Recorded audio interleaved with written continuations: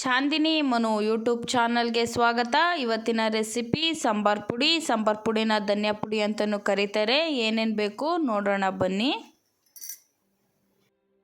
ಮುಂಚೆನೇ ಸಾಂಬಾರನ್ನು ಕ್ಲೀನ್ ಮಾಡಿ ಎತ್ತಿಡ್ಕೋಬೇಕು. ನಾನು 2 kg ಸಾಂಬಾರ ತೊಗೊಂಡಿದ್ದೀನಿ. 2 kg ಸಾಂಬಾರಿಗೆ ಕಾಲು kg ಕಾಳು ತೊಗೊಂಡಿದ್ದೀನಿ. ಏನೇನು ಕಾಳು ತೊಗೊಂಡಿದ್ದೀನಿ ಅಂತ ವಿಡಿಯೋ ಮಾಡುವಾಗ ತೋರಿಸ್ತೀನಿ. ಸಾಂಬಾರನ್ನು ಹುರ್ಕೊಳಕ್ಕೆ ಬಾಣಲಿ ತೊಗೊಂಡಿದ್ದೀನಿ. ಬಾಣಲಿಗೆ ಆದಮೇಲೆ ಸಾಂಬಾರ ಸೇರಿಸ್ಕೊಂಡು ಸ್ವಲ್ಪನೇ ಹುರ್ಕೊಳ್ಳಿ. ಹುರ್ಕೊಬಿಟ್ಟು ಒಂದು ದೊಡ್ಡ ಪಾತ್ರೆಗೆ ಸೇರಿಸ್ಕೊಳ್ಳಿ. ಸಾಂಬಾರನ್ನು ಚೆನ್ನಾಗಿ ಹುರ್ಕೋಬೇಕು. ಗೊತ್ತಾಗುತ್ತೆ ಉರಿವಾಗಲೇ ಹೇಗೆ ಉರಿಬೇಕು ಅಂತ. ನಾನು 2 kg ಸಾಂಬಾರನ್ನು ಹುರ್ಕೊಂಡು ದೊಡ್ಡ ಪಾತ್ರೆಯಲ್ಲಿ ಎತ್ತಿಟ್ಕೊಂಡಿದ್ದೀನಿ ನೋಡಿ. ಈ ಥರ ಹುರ್ಕೊಂಡು ನೀವು ಪಾತ್ರೆಗೆ ಹಾಕ್ಕೊಳ್ಳಿ. ನಂತರ ಬಾಣಲೆಗೆ ತೊಗರಿಬೇಳೆ ತಗೊಂಡಿದ್ದೀನಿ. 1/4 kg ಇದೆ ತೊಗರಿಬೇಳೆ. ಇದನ್ನು ಸಹ ಕೆಂಪುಗೆ ಹುರ್ಕೋಬೇಕು. ಕೈ ಬಿಡ್ದೇನೆ ಹುರ್ಕೋಬೇಕು, ಇಲ್ಲಾಂದರೆ ಬೇಗ ಸೀದೋಗ್ತವೆ ಕಾಳು. ಚೆನ್ನಾಗಿ ಹುರ್ಕೊಂಡು ನಾನು ಸಾಂಬಾರನ್ನು ಯಾವ ಪಾತ್ರೆಯಲ್ಲಿ ಹುರಿದು ಹಾಕ್ಕೊಂಡಿದ್ದೆ ಅದೇ ಪಾತ್ರೆಗೆ ಸೇರಿಸ್ಕೋತೀನಿ ಕಾಳನ್ನು ಸಹ.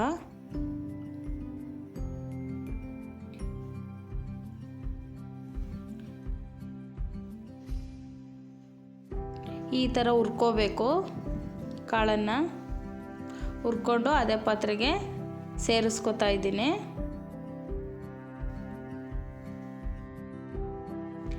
ನೆಕ್ಸ್ಟು ಕಡಲೆ ಹಾಕ್ಕೊತೀನಿ. ಕಡಲೆನ ಹುರ್ಕೊಳೋರು ಹುರ್ಕೋಬೋದು, ಹಾಗೇನೂ ಸೇರಿಸ್ಕೋಬೋದು ಸಾಂಬಾರಿಗೆ. ಏನು ಹುರಿಲೇಬೇಕು ಅಂತ ಏನಿಲ್ಲ. ನಾನಾದರೆ ಸ್ವಲ್ಪ ಬೆಚ್ಚಗೆ ಮಾಡ್ಕೋತೀನಿ ಅಷ್ಟೇ. ಸ್ವಲ್ಪ ಮೆತ್ತಗಿದ್ದು ಕಡಲೆ ಅಂತ ಸ್ವಲ್ಪ ಬೆಚ್ಚಗೆ ಮಾಡಿಕೊಂಡು ನಾನೀಗ ಬೇಳೆನೂ ಸಾಂಬಾರನ್ನು ಯಾವ ಪಾತ್ರೆಗೆ ಹಾಕ್ಕೊಂಡೆ ಅದೇ ಪಾತ್ರೆಗೆ ಕಡಲೆನೂ ಹಾಕೋತೀನಿ. 1/4 kg ಇದೆ ಕಡಲೆನೂ. ಅರ್ಧ kg ಕಡಲೆಕಾಳು ತೊಗೊಂಡಿದ್ದೀನಿ. ಕಡಲೆಕಾಳು ಮಾತ್ರ ನಾನು ಅರ್ಧ kg ತೊಗೊಂಡಿದ್ದೀನಿ. ನೀವು ಅರ್ಧ kg ಕಡಲೆಕಾಳು ತೊಗೊಳ್ಳಿ. ಕಡಲೆಕಾಳನ್ನು ಸಹ ಚೆನ್ನಾಗಿ ಹುರ್ಕೋಬೇಕು. ಕಡಲೆಕಾಳು ಸ್ವಲ್ಪ ಹುರಿಯೋದು ಲೇಟ್ ಆಗುತ್ತೆ. ಚೆನ್ನಾಗಿ ಹುರ್ಕೊಳ್ಳಿ. ಕೈ ಆಡಿಸ್ತಾ ಇರಬೇಕು, ಇಲ್ಲಾಂದರೆ ಕಡಲೆಕಾಳು ಒಂದು ಕಡೆ ಸೀದೋದಂಗೆ ಆಗುತ್ತೆ. ಚೆನ್ನಾಗಿ ಹುರ್ಕೊಂಡು ಅದೇ ಪಾತ್ರೆಗೆ ಸೇರಿಸ್ಕೋತೀನಿ.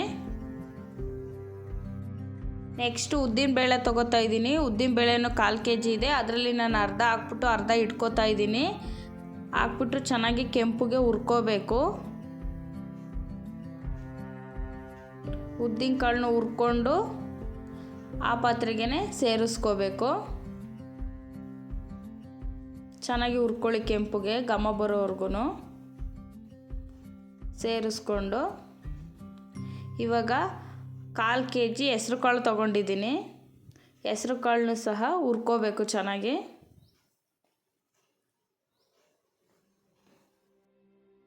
ಇದನ್ನು ಸಹ ಚೆನ್ನಾಗಿ ಹುರ್ಕೋಬಿಟ್ಟು ಅದೇ ಪಾತ್ರೆಗೆ ಸೇರಿಸ್ಕೋತೀನಿ.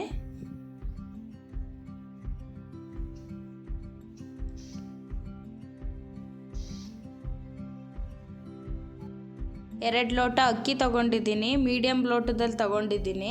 2 ಲೋಟ ಅಕ್ಕಿನೂ ಸಹ ಸ್ವಲ್ಪನೇ ಹಾಕ್ಕೊಂಡು ಹುರ್ಕೋಬಿಟ್ಟು ಕೆಂಪುಗೆ ಆ ಪಾತ್ರೆಗೆ ಸೇರಿಸ್ಕೋತೀನಿ. ಕೆಂಪುಗೆ ಹುರ್ಕೋಬೇಕು ಅಕ್ಕಿನ. ಮೀಡಿಯಮ್ ಲೋಟ ನಾನು ತೊಗೊಂಡಿರೋದು. ಈ ಥರ ಹುರ್ಕೋಬಿಟ್ಟು ಆ ಪಾತ್ರೆಗೆ ಸೇರಿಸ್ಕೊಳ್ಳಿ. ಇವಾಗ ಸ್ವಲ್ಪ ಮೆಂತ್ಯ ತೊಗೊಂಡು ಮೆಂತ್ಯನೂ ಹುರ್ಕೋತಾ ಇದ್ದೀನಿ.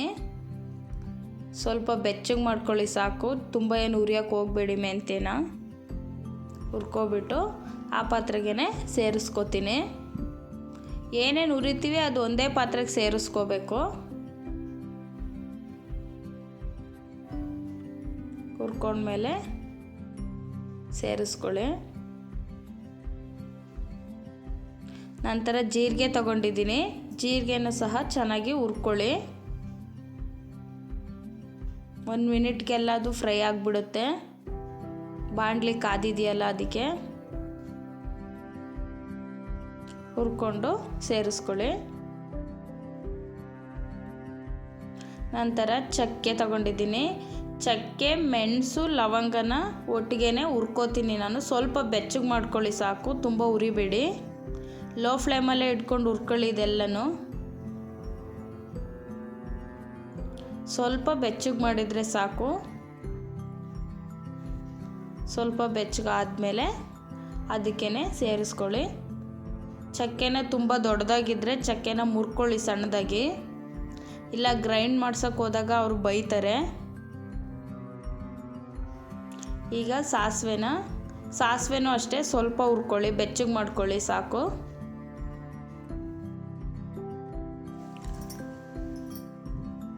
ನಾನು ಚಕ್ಕೆ ದೊಡ್ಡದಾಗಿತ್ತು ಅಂತ ಸ್ವಲ್ಪ ಮುರ್ಕೋತಾ ಇದ್ದೀನಿ ಸಣ್ಣದಾಗಿ. ಸಾಸಿವೆನೂ ಕೂಡ ಸೇರಿಸ್ಕೊಳ್ಳಿ. ಇವಾಗ ಕರ್ಬೇವಿನ ಸೊಪ್ಪು ಹುರ್ಕೊತಾ ಇದ್ದೀನಿ. ಕರ್ಬೇವಿನ ಸೊಪ್ಪನ್ನ ಸ್ವಲ್ಪ ಹೊತ್ತು ಬಿಸಿಲಲ್ಲಿ ಒಣಗಿಸ್ಬೇಕು. ಒಣಗಿಸಿದಾದ್ಮೇಲೆ ಹುರ್ಕೋಬೇಕು. ಸ್ವಲ್ಪ ಬೆಚ್ಚಗೆ ಮಾಡ್ಕೊಳ್ಳಿ, ಗೊತ್ತಾಗುತ್ತೆ ಕರ್ಬೇವಿನ ಸೊಪ್ಪು ಹುರಿಯೋದು. ತುಂಬ ಸೀಸ್ಕೋಬೇಡಿ, ಸೀದ್ರೆ ಕರ್ಬೇವಿನ ಸೊಪ್ಪಿನ ಫ್ಲೇವರೇ ಹೊಂಟೋಗುತ್ತೆ.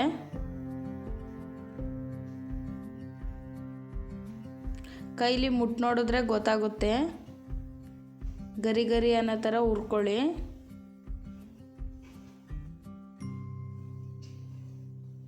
ಹುರ್ಕೊಂಡು ಆ ಪಾತ್ರೆಗೆ ಸೇರಿಸ್ಕೋಬೇಕು ಇದನ್ನು.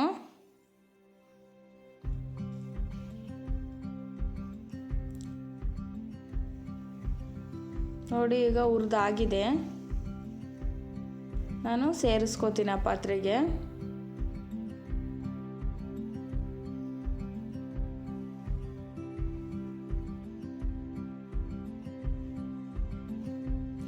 ಇವಾಗ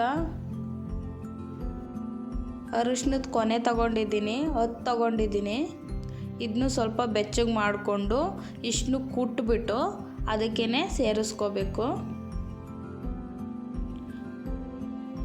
ಸ್ವಲ್ಪ ಬೆಚ್ಚಗಾದರೆ ಸಾಕು ಕುಟ್ಟೋದಕ್ಕೆ.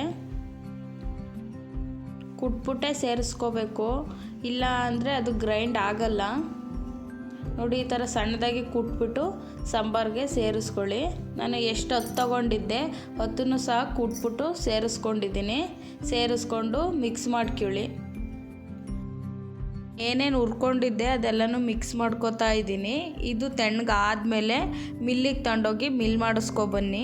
ಸಾಂಬಾರ ಮಿಲ್ ಮಾಡಿಕೊಡಿ ಅಂದರೆ ಮಾಡಿಕೊಡ್ತಾರೆ. ಮಿಲ್ ಮಾಡಿಸ್ಕೊಬಂದಿದ್ದೀನಿ ನೋಡಿ. ಮಿಲ್ ಮಾಡಿಸ್ಕೊಬಂದು ಅದೇ ಪಾತ್ರೆಗೆ ಸುರಿದಿಟ್ಟಿದ್ದೀನಿ. ಯಾಕೆ ಅಂದರೆ ಮಿಲ್ಲಿಂದ ಬರುವಾಗ ಸುಡ್ತಾ ಇರುತ್ತೆ, ಅದು ತಣ್ಣಗಾಗಬೇಕು.